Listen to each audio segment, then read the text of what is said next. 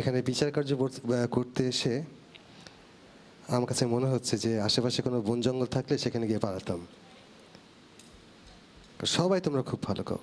যখন তুমি গাইছো গানটা মনে হচ্ছিল যে ওরকম লাগছে, খুব ভালো লেগেছে তোমার গান। তুমি যা গাইলে আমি তোমাকে একটা কথা বলতেই পারি নির্দ্বিধায়, তোমার সিঙ্গিংয়ের যে স্ট্যান্ডার্ড, তুমি বাংলাদেশের যে কোনো লেভেলে গান গাইতে পারো।